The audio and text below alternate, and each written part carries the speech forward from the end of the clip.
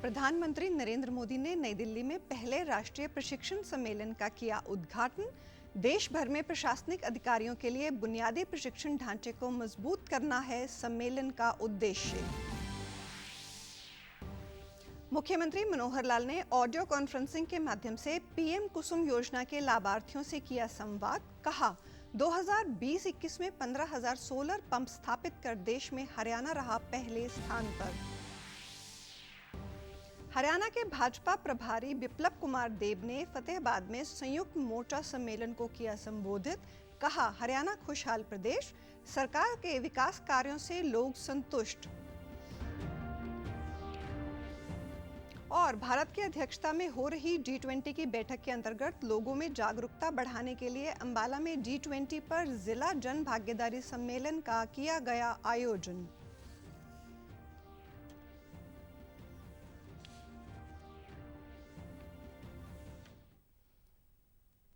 नमस्कार, मैं हूं शैली तनेजा। अब समाचार विस्तार से। प्रधानमंत्री नरेंद्र मोदी ने आज नई दिल्ली के प्रगति मैदान में पहले राष्ट्रीय प्रशिक्षण सम्मेलन का उद्घाटन किया।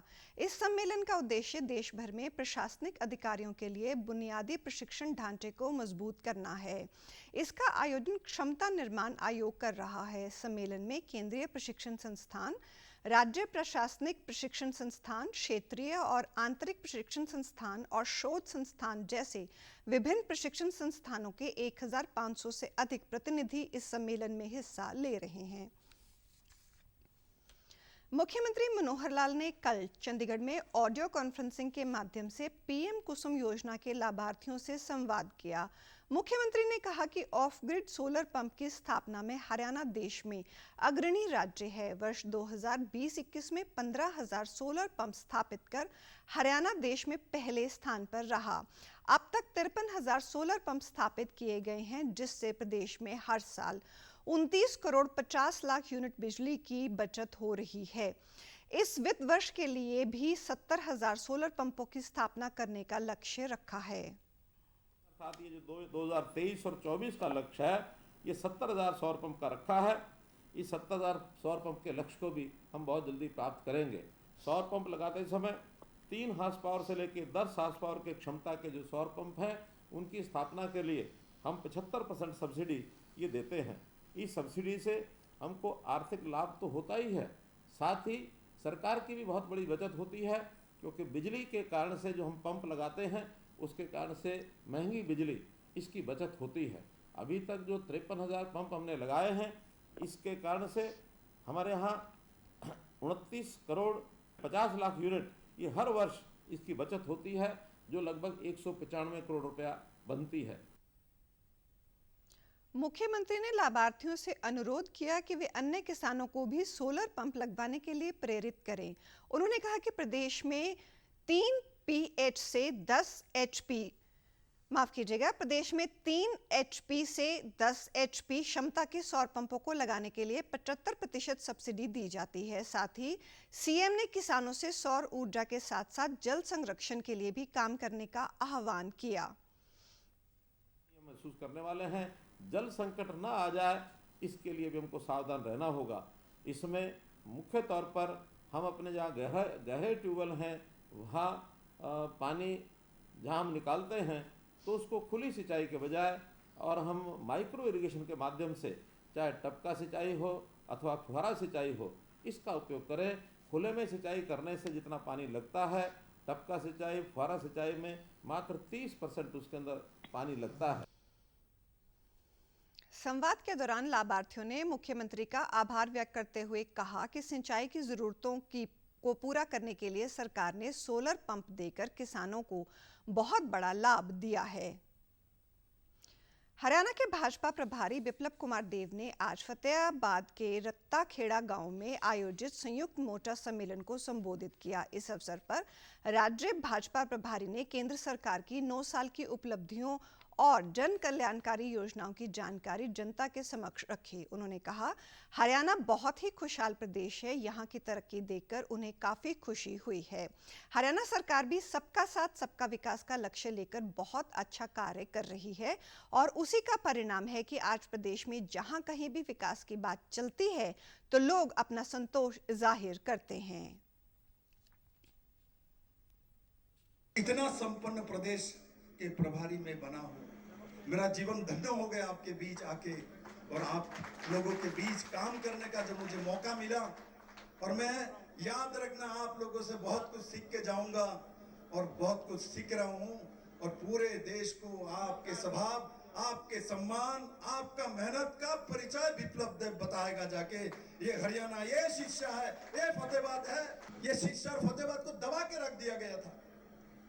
इस डिस्ट्रिक्ट का नाम नहीं जानता लोग, कुछ लोगों के नाम जानता। बिप्लब कुमार देब ने कहा कि विश्व की सबसे बड़ी पार्टी हर कार्यकर्ता को साथ लेकर चलती है। पार्टी में राष्ट्रीय अध्यक्ष से लेकर पन्ना प्रमुखों को चयनित किया गया है। अन्य किसी भी पार्टी में ऐसा संगठन नहीं है और ना आगे होगा। से लेके पन्ना प्रमुख तक कार्यकर्ता निर्माण हो चुकी है हरियाणा में। मैं गर्व करता हूं, हरियाणा के इतिहास में अब तक किसी पार्टी के पास ऐसा संगठन नहीं है, न आगे होने वाला है। वो कोई व्यक्ति दे सकता है, एक परिवार दे सकता है। भारतीय जनता पार्टी परिवार भी देता है, जैसे भजन लाल जी के परिवार को भी अपने भारतीय जनता पार्टी ने अपने साथ लेके काम करने का निश्चय किया है। वैसा रतिया के एक पन्ना प्रमुख किसी गरीब किसान है, उसको भी साथ लेने का काम किया है।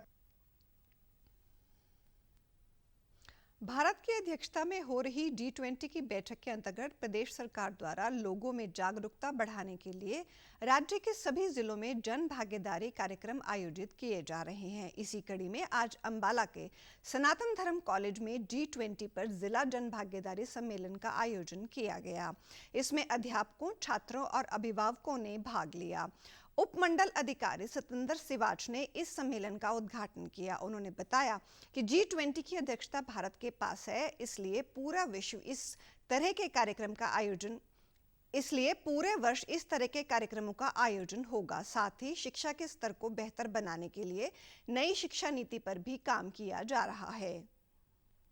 एग्जिबिट्स लगाए जिसमें बच्चों को कि किस तरीके से शिक्षा को रुचिकर बना के बच्चों को पढ़ाई करवाई जाए, बच्चों को शिक्षा बोझ ना लगे, उस बाबत आज बहुत अच्छे विभिन्न ब्लॉक से बनाए गए एग्जीबिशन में एग्जिबिट्स दिखाए गए थे।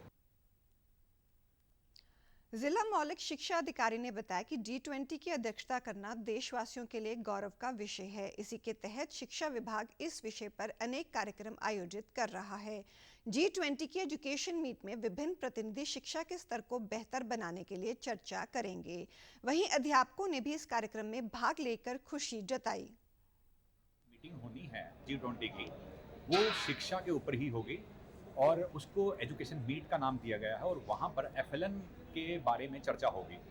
FLN का मतलब है फाउंडेशनल लिटरेसी एंड न्यूमरेसी, यानी बुनियादी भाषा और गणना का ज्ञान। तो इस विषय पे हम पहले ही लगभग 1 साल से अपने सरकारी स्कूलों में काम कर रहे हैं। यह सम्मान पाके मुझे बहुत ही ज़्यादा खुशी का अनुभव हो रहा है। बेसिकली जो ये प्रोग्राम है जन भागीदारी का, ये FLN के ऊपर है कि हमें FLN को किस तरीके से बढ़ावा देना है, क्योंकि जो बच्चे होते हैं वो हमारा एक बेस होते हैं, वो फ्यूचर चल के बनते हैं देश का, समाज का। तो इसको अच्छा बनाने के लिए, सिक्योर करने के लिए गवर्नमेंट ने जो न्यू एजुकेशन पॉलिसी है उसमें FLN का एक बहुत बड़ा महत्व बताया है। G20 का देखो सरकार का कार्यक्रम है, तो भारत इसकी मेजबानी कर रहा है इस साल, ये हमारे लिए गौरव की बात है। और मेन जो हमारा कार्यक्रम है, पहली, दूसरी, तीसरी जो के कक्षा के जो विद्यार्थी हैं, पढ़ें, समझ के साथ आगे बढ़ें, अक्षर को पढ़ें, उसको समझ के उसके प्रति अपना ज्ञान डेवलप करें। प्रधानमंत्री नरेंद्र मोदी एक बार फिर दुनिया के सबसे लोकप्रिय नेता के रूप में उभरकर सामने आए हैं। उन्होंने अमेरिका के राष्ट्रपति जो बाइडेन सहित अन्य नेताओं को पीछे छोड़ दिया है।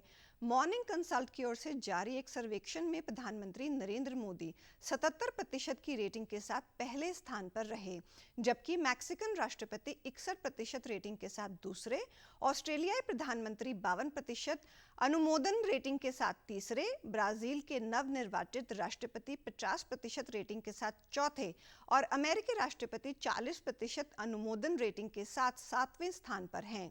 वहीं ब्रिटेन के राष्ट्रपति 33% अनुमोदन रेटिंग के साथ 10वें और फ्रांस के राष्ट्रपति 24% अनुमोदन रेटिंग के साथ 11वें स्थान पर हैं।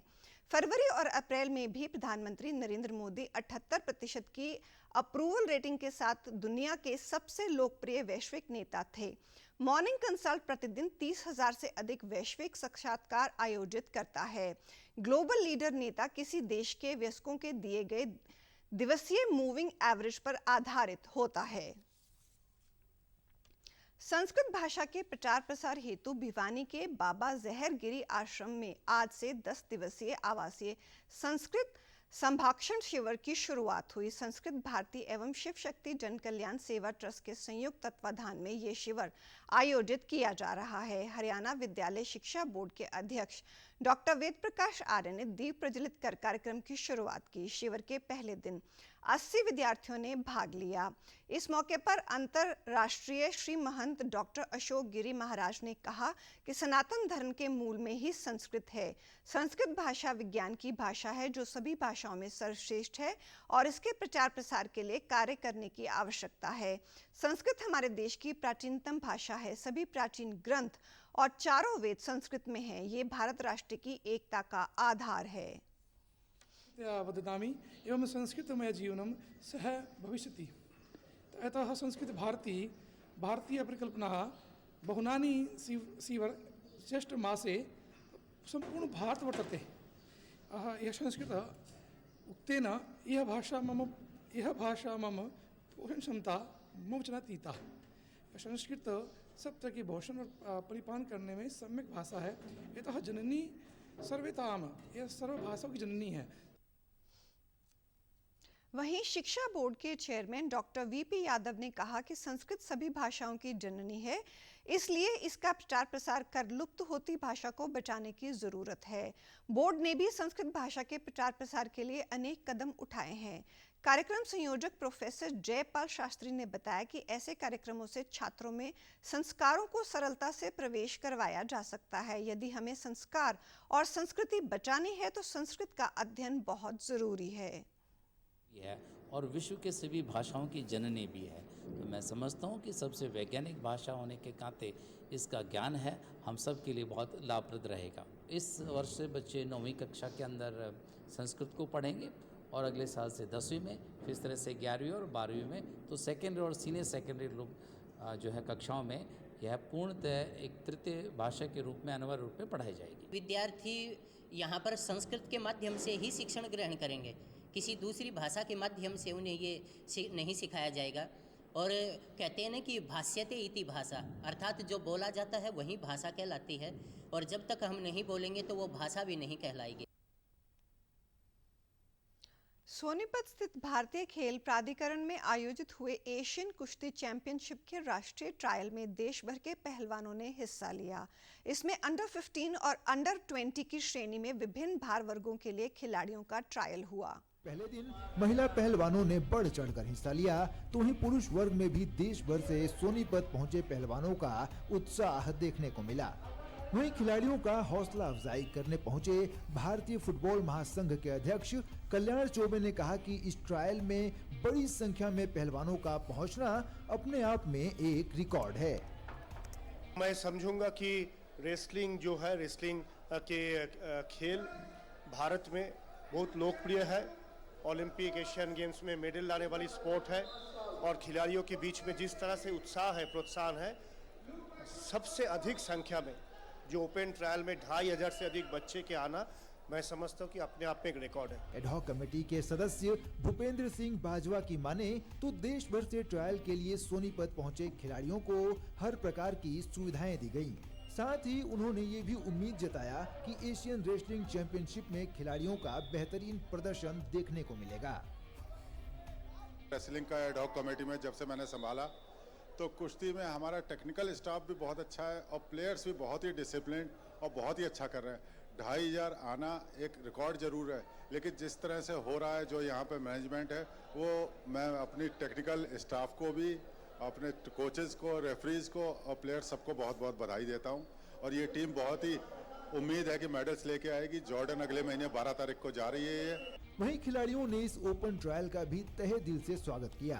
युवा पहलवानों की माने तो इस प्रकार के खुले मंच पर उन्हें सीनियर खिलाड़ियों के साथ स्पर्धा करने का मौका मिला, जो उनके लिए एक नया अनुभव है। बच्चे जुगर पहले डिस्ट्रिक्ट में भी हार जाते थे, कोई स्टेट में पहुंचता था।